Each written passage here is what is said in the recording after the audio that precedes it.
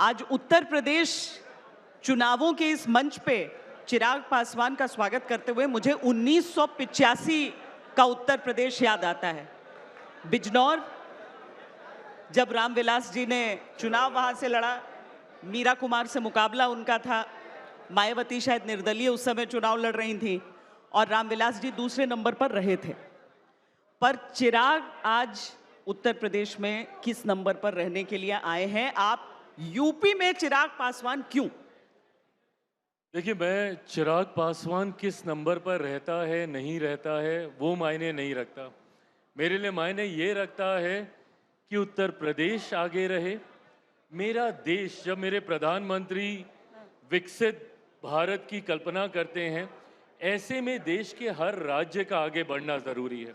और बिहार, उत्तर प्रदेश ऐसे राज्य हैं जहाँ पे देश की एक बड़ी आबादी रहती है, और ऐसे में अगर उस आबादी के एक हिस्से के साथ सिर्फ इसलिए क्योंकि वो वर्ग विशेष से आते हैं, वो वंचित हैं, उनके पास आज भी संभवतः मुख्य धारा के साथ नहीं जुड़ पाए, ऐसे में उनकी आवाज़ बन सकूं, जो प्रयास मेरे नेता, मेरे पिता आदरणीय रामविलास पासवान जी ने किया था, बस सिर्फ इस सोच के साथ आया हूं। मेरे पिता का यहाँ से चुनाव लड़ना अपने में दर्शाता है कि उत्तर प्रदेश उनके दिल के कितने करीब था। ऐसे में जब आज वो इस दुनिया में नहीं है, उनकी सोच को आगे लेकर जाने का एक ईमानदार प्रयास कर रहा हूं। पर अगर हम उत्तर प्रदेश को देखें और एनडीए के बाकी अलायंस पार्टनर्स को देखें तो ओबीसी दल कई देते हैं। देखिए, जातियां उत्तर प्रदेश की राजनीति की एक सच्चाई है। आज कोशिश यही कि विकास आगे हो, लेकिन जातीय राजनीति होती है, इसमें कोई इनकार कर नहीं सकता। पर अभी जितने सहयोगी दल हैं उसमें ओबीसी जातियों का प्रतिनिधित्व करने वाले दल हैं। क्या चिराग पासवान उस एक वैक्यूम को फिल करेंगे? क्योंकि इस तरह की खबरें मिल रही हैं कि चिराग, उनको तो ऊपर से भेजा गया है। सच में? देखिए, मैं लोक जनशक्ति पार्टी के विस्तार की सोच में रखता हूं।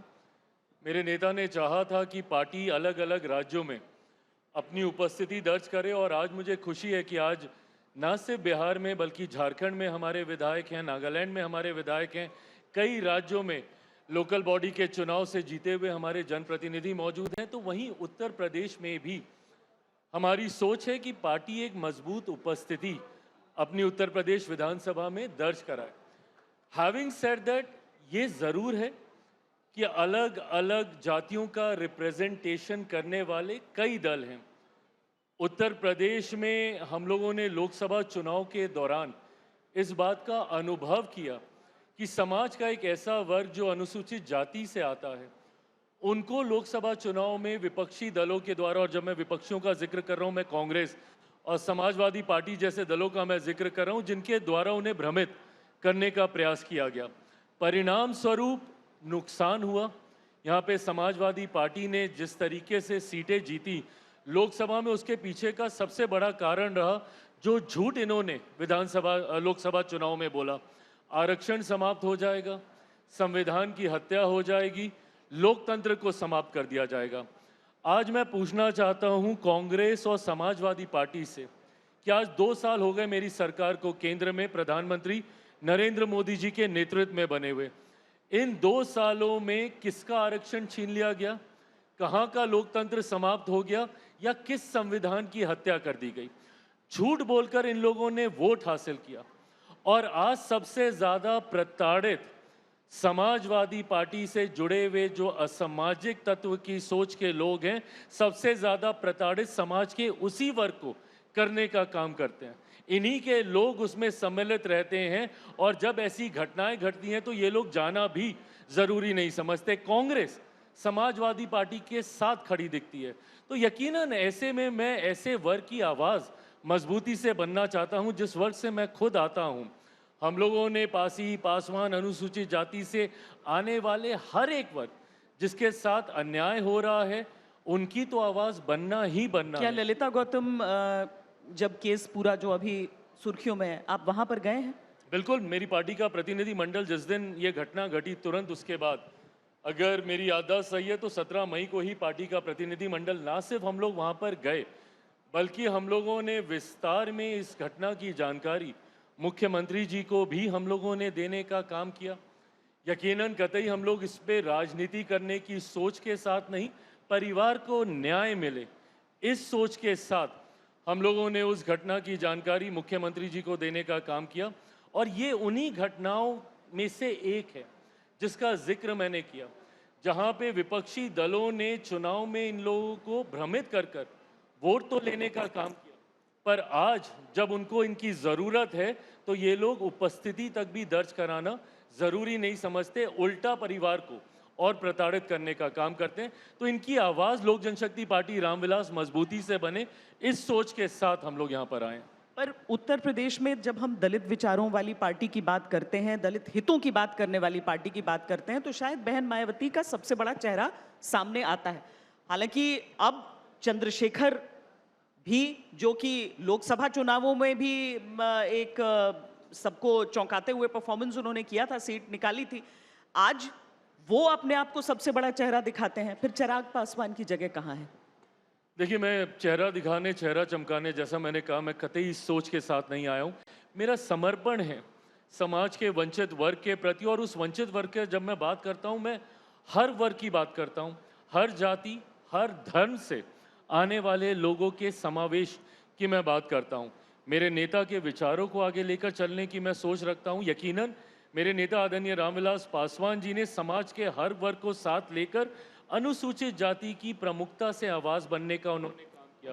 इसी श्रृंखला में मैं इस बात को भी उतनी ही विनम्रता से मैं स्वीकार करता हूं कि आदरणीय बहन मायावती जी ने भी समाज के उत्थान के लिए, उनकी आवाज़ बनने के लिए, उनके संघर्षों के साथ अपने आप को मजबूती से जोड़ने का काम किया। आज की तारीख में सक्रियता उतनी नहीं दिखती है, कई बार इस बात का अभाव भी कारण बनता है कि समाज के उस वर्ग, अनुसूचित जाति के साथ हो रही प्रताड़नाएं उतनी मजबूती से सुनाई नहीं देती हैं। मैं लोक जनशक्ति पार्टी रामविलास राष्ट्रीय अध्यक्ष होने के नाते इस बात को सुनिश्चित करने का प्रयास कर रहा हूं कि समाज के हर वर्ग और ख़ास तौर पर अनुसूचित जाति, जिनकी आवाज़ आज की तारीख में शायद उत्तर प्रदेश में मजबूती से उठाने वाले नाम ना के बराबर रह गए, वो बनने का प्रयास ज़रूर कर रहा हूँ। ऐसे में मायावती जी की तरफ से जब बयान दिया गया, पहले तो जब चंद्रशेखर और उनकी पार्टी के तमाम कार्यकर्ता गए, काफ़ी हंगामा हुआ, कई कई चीज़ों को लेकर सवाल खड़े हुए। उसमें मायावती जी की तरफ से कहा गया कि मैं उन लोगों का समर्थन नहीं कर सकती हूं जो समाज को बरगला के और उनके हितों से अलग कर रहे हैं, जिस पर चंद्रशेखर जी का जवाब भी ये था कि वो मायावती जी का भले सम्मान करते हैं, पर वो इस चीज़ में बिल्कुल नहीं उनसे सहमत हैं कि ये उग्र था या आक्रामक था, और वो चाहते हैं कि लोग पूरी आक्रामकता के साथ विरोध प्रदर्शन करें। दोनों की राजनीति एक दिशा में हो रही है, पर बिल्कुल अलग अंदाज में हो रही है। चिराग पासवान इन दोनों तरह की राजनीति पर क्या कहेंगे? अनुसूचित जाति समाज का ना सबसे ज़्यादा अहित इसी राजनीति ने किया है, जहाँ पे सिर्फ अपनी राजनीतिक रोटियां सेकने के लिए हर कोई अपने अपने तरीके से एक घटना का आंकलन करता है। ये गलत सोच है।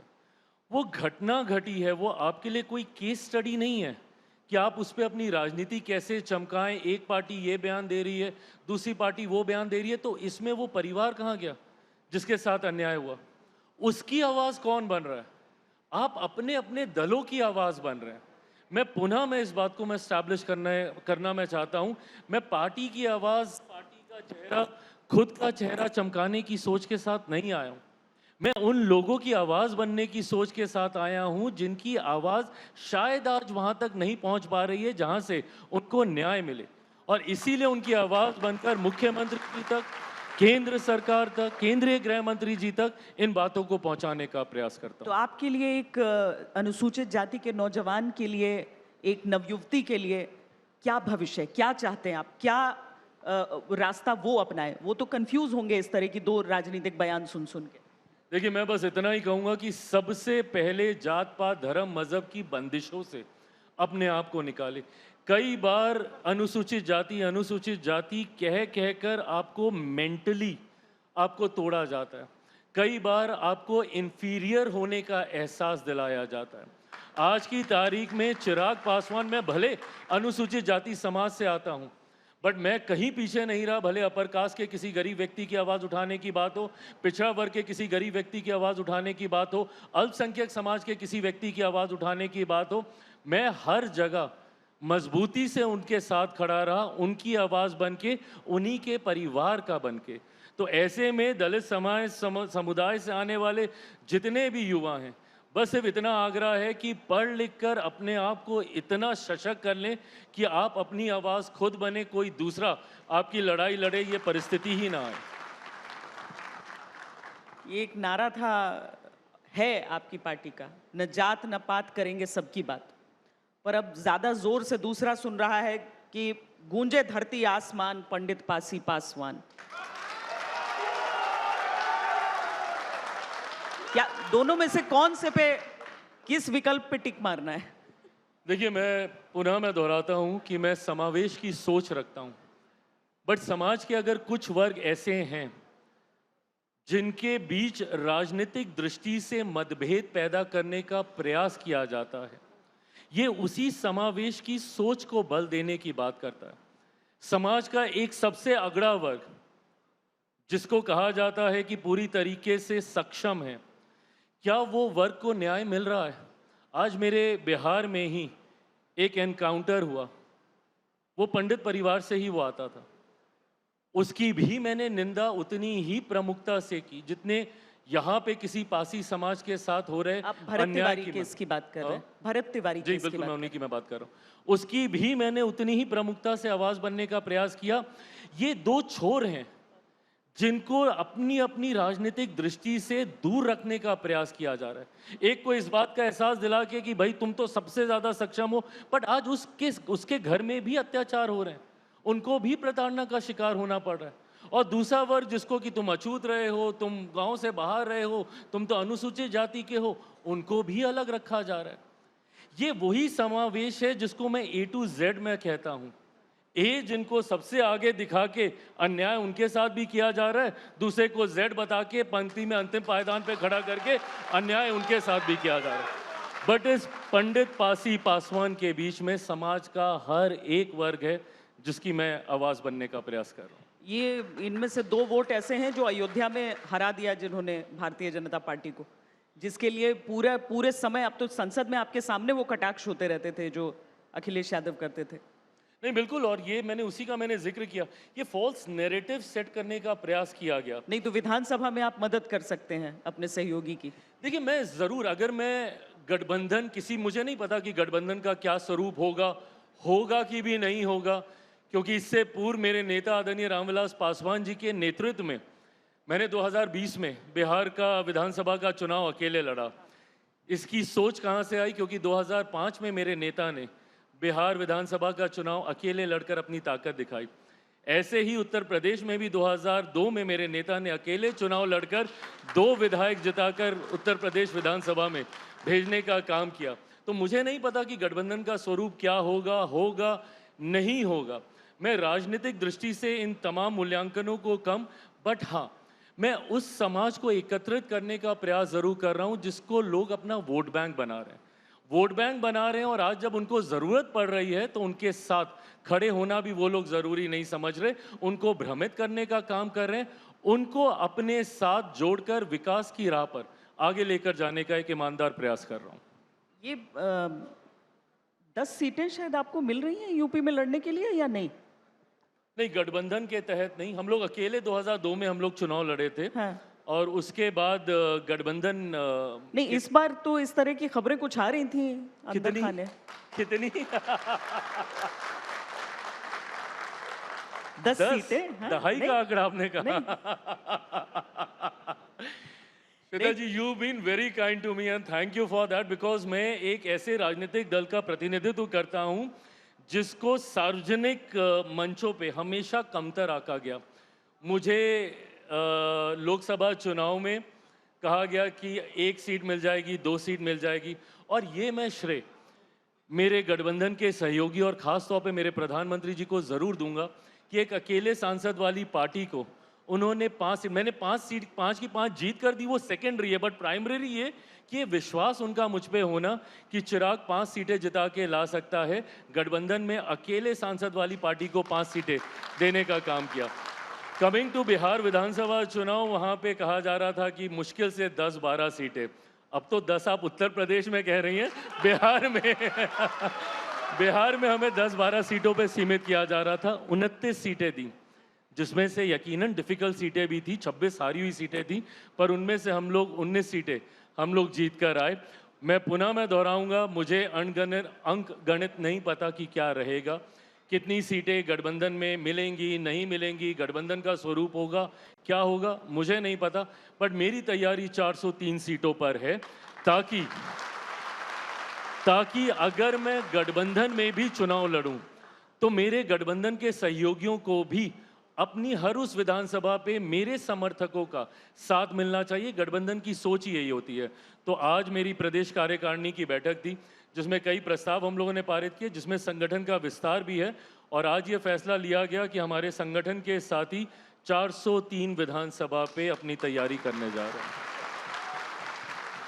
नहीं, क्योंकि आपकी बातों को आपके साथी सीरियसली भी बहुत लेते हैं, क्योंकि इकलौते नेता मुझे लगता है कि नहीं, साथ भी नहीं लड़ पा रहे हैं, कोई गठबंधन अपनी पार्टी में पूरी तरीके से संघर्ष मचा हुआ है, उसके बीच में मैं मोदी का हनुमान हूं बोलते हुए, अपनी बातों को रखते हुए चुनाव लड़ रहे हैं। और एक ट्रेजेडी से जब आप गुजर रहे हैं, तो आपकी बात को हल्के में तो लेंगे नहीं वो, कि अगर ये सीट, इतनी सीटों की तैयारी कर रहा है, उससे अच्छा गठबंधन कर लो इसके साथ। पर आपको लगता है कि चिराग आपने मेरे बिहाफ पे एडवोकेट कर ही दिया है तो मुझे अब ज्यादा मेहनत करने की जरूरत नहीं है। लेकिन क्या चिराग पासवान वो एक्स फैक्टर हो सकते हैं? आपको लगता है कि आप एनडीए में, यूपी में एक्स फैक्टर लेकर आ सकते हैं? देखिए, मैं दोहराता हूँ, मुझे नहीं पता कि मैं क्या फैक्टर हूँ, नहीं हूँ, बट मैं ज़रूर मानता हूँ कि मैं उस परिवार के लिए एक फैक्टर ज़रूर बनना चाहता हूँ जो आज भी अन्याय के खिलाफ अपनी लड़ाई अकेले लड़ रहा है। उस परिवार का फैक्टर बनूँ, उस माँ का फैक्टर बनूँ, उस भाई बहन का फैक्टर बनूँ, ये सोच मेरी ज़रूर है। चुनावी दृष्टि से, and I think Shweta ji, it's too early. फिलहाल मैं अपने संगठन पे काम कर रहा हूँ, मैं अपनी पूंजी एकत्रित कर रहा हूँ, अपने लोग, समान विचारधारा वाले साथियों को साथ लेकर चल रहा हूँ। ये जनाधार हर बीतते दिन के साथ बढ़ता जा रहा है। ऐसे में जब ये विस्तार इसी तरीके से होता रहेगा, तभी गठबंधन भी आपको आगे अहमियत देगा या पूछेगा। तो फिलहाल मैं गठबंधन का हिस्सा बनूं नहीं बनूं, कतई मेरी प्राथमिकता ये नहीं है। मैं खुद का इतना विस्तार कर लूं कि कल को आए आपके पास गठबंधन करने के लिए, इतना रेलेवेंट जरूर बनाऊंगा। आप लोग सिर्फ यहाँ उत्तर प्रदेश नहीं, बल्कि शायद उत्तराखंड, पंजाब, सबकी तैयारियां कर रहे हैं? जी बिल्कुल, मैं 19 तारीख को मैं पंजाब जा रहा हूँ। वहाँ पे स्वर्ण मंदिर में, गोल्डन टेम्पल में माथा टेक के विधिवत तरीके से वहाँ की भी प्रचार की शुरुआत करूँगा। 2 दिन पहले मैं उत्तराखंड में भी था। इतना ज़रूर तय है कि हम लोग उत्तर प्रदेश, पंजाब और उत्तराखंड में तीनों जगह हम लोग चुनाव लड़ रहे हैं पार्टी। फिर बिहार फर्स्ट, बिहारी फर्स्ट, और साथ में देश भर में विस्तार। देखिए, बिहारी हूँ तो बिहार फर्स्ट, बिहारी फर्स्ट की वो सोच को मजबूती से बल देने का प्रयास करता रहा हूँ। पर हाँ, भारतीय हूँ उससे पहले। ऐसे में भारत का हर राज्य, और ख़ास तौर पर ऐसे राज्य जहाँ पे मेरे नेता आदरणीय रामविलास पासवान जी को मानने वाले, उनके विचारों पर चलने वाले, आज पापा को गए 6 साल हो गए, पर उसके बाद भी इतनी मजबूती से लोग उनको याद करते हैं, उन पे विश्वास रखते हैं। ऐसे में मैं मानता हूं कि मेरा उत्तरदायित्व एक पुत्र होने के नाते और उनकी इस लेगेसी को आगे लेकर चलने के नाते उन लोगों के प्रति भी मेरी जवाबदेही है जो आज भी उनके जाने के बाद उनको याद करते हैं, उन पे विश्वास रखते हैं। इस सोच के साथ आगे बढ़ रहे हैं। अच्छा, उत्तर प्रदेश में जाति की एक और राजनीति चल रही है, जिसमें योगी आदित्यनाथ चाहते हैं कि सब एक साथ रहें, बटेंगे नहीं। वहीं पर समाजवादी पार्टी पीडीए लेकर आती है, जिसमें पी से भी कई अलग अलग चीज़ें हो जाती हैं। पिछड़े भी हैं, पंडित भी हैं, डी से आपके दलित भी हैं, आपका ए से औरत भी कभी कहते हैं, कभी आदिवासी कहते हैं। तो ये बहुत सारी अगड़े भी आ जाते हैं उसमें। तो ये वाली राजनीति उनकी भी चल रही है कि वो अपने साथ लाना चाहते हैं। क्यों नहीं हम लोग उत्तर प्रदेश की 24 करोड़ जनता को एक साथ जोड़कर देखते हैं। क्यों ज़रूरत है हमें कि उसको पिछड़ा में देखें, अगड़ा में देखें, अलग-अलग जाति में देखें, अलग-अलग धर्म में देखें। जब मैं बिहार फर्स्ट, बिहारी फर्स्ट की जब मैं बात करता हूँ, मैं 14 करोड़ बिहारियों की मैं बात करता हूँ। जब मैं यहाँ की जब मैं बात करता हूँ, यहाँ के हर एक व्यक्ति की मैं बात करता हूँ और ये करनी होगी।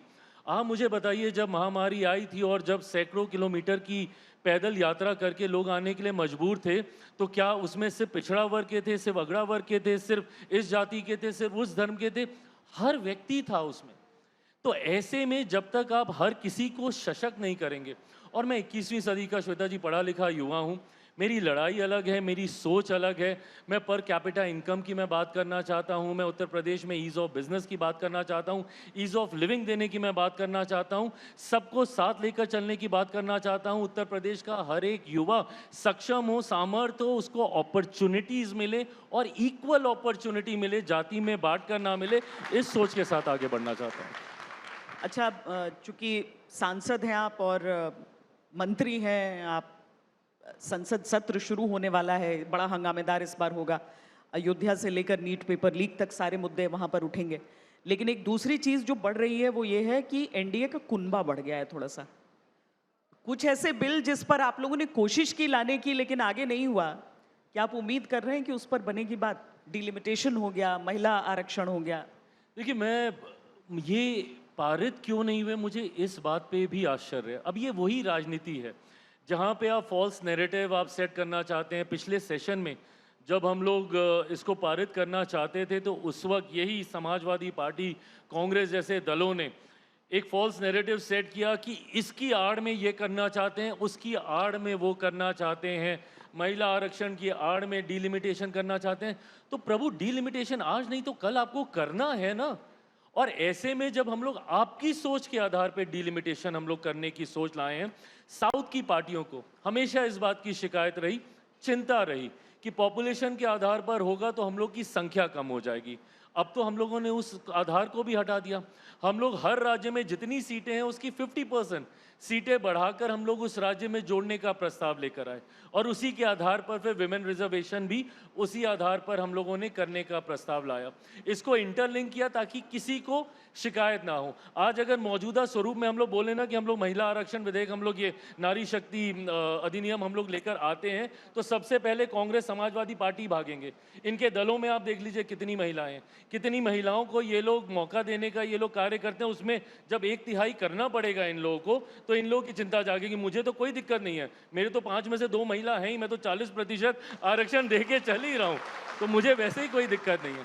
बट दिक्कत इनको होगी।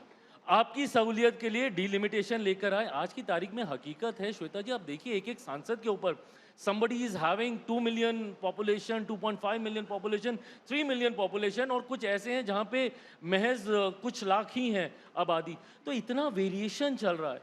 तो ऐसे में हर सांसद को अपने क्षेत्र में लोगों में ध्यान देने के लिए एक हिसाब का मौका मिले, बराबरी का मौका मिले, उस सोच के साथ हम लोग लेकर आए। बट आपने सही कहा, एनडीए का कुनबा बड़ा है, अच्छी बात है, ज़्यादा सोच वाले लोग हमारे साथ आ रहे हैं, और उम्मीद करता हूं कि ये तमाम विषयों का हल हम लोग निकाल लेंगे।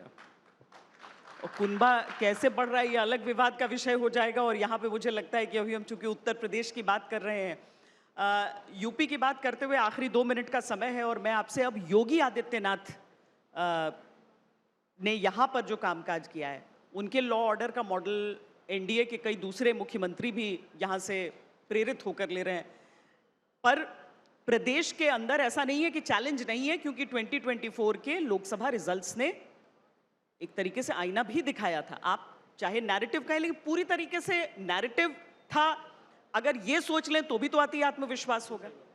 तो इस बार क्या आपको संकेत मिल रहे हैं? आपकी आज कार्यकारिणी की बैठक हुई है, क्या फीडबैक आ रहा है? देखिए, मैं इतना मैं ज़रूर मानता हूं कि अपनी सीमाओं में जितना मौजूदा मुख्यमंत्री जी से हुआ उन्होंने किया है, और वो उत्तर प्रदेश को एक ऐसे दौर से निकाल कर लाए हैं। मैं ये मानता हूं कि उत्तर प्रदेश, बिहार में एक सांस में इसलिए बोलता हूं क्योंकि दोनों राज्य ऐसे रहे हैं जहां पे परिस्थितियां अलग रहीं। अलग अलग कालखंड में राजनीतिक दलों ने अपने स्वार्थ के लिए हमारे राज्यों को लूटने का काम किया। भले वो राजद जैसे दल बिहार में रहे हों, या यहाँ पे कांग्रेस, समाजवादी पार्टी जैसे दल यहाँ पे रहे हों, उस खाई से राज्य को निकालना ये अपने में एक बहुत बड़ा चैलेंज रहा था। ऐसे में मुख्यमंत्री योगी आदित्यनाथ जी ने, मुझे लगता है, उन परिस्थितियों को काफ़ी हद तक संभालने का काम किया, पर अभी भी there is a long way to go, एक लंबा रास्ता हम लोग को तय करना है। और मैं मानता हूं कि ऐसे में हम लोग साथ मिलकर उस राज्य का निर्माण हम लोग ज़रूर कर पाएंगे, एक विकसित राज्य का निर्माण जो इवेंचुअली विकसित भारत में अपना योगदान देगा। और कार्यकारिणी में आपके जो बाकी कार्यकर्ता हैं उनका क्या फीडबैक रहा कि एलजेपी की स्वीकार्यता उत्तर प्रदेश में कितनी है? कितनी देखिए, अब जगह है मैं आपकी पॉलिटिक्स के लिए? अब मैं इसको अपने शब्दों में बोलूँगा तो स्वाभाविक है, पार्टी का राष्ट्रीय अध्यक्ष हूँ और मैं अपने बारे में अच्छी बात बोलूँगा, बट ये फीडबैक मैं चाहता हूँ कि आप लेकर मुझे दें। मीडिया से ज़्यादा निष्पक्ष और कोई नहीं हो सकता। मेरी स्वीकार्यता का मूल्यांकन आप करेंगे तो मुझे ज़्यादा अच्छा लगेगा। ठीक है। बहुत बहुत धन्यवाद यहाँ पर मंच पे थैंक यू, आने के लिए। Thank you.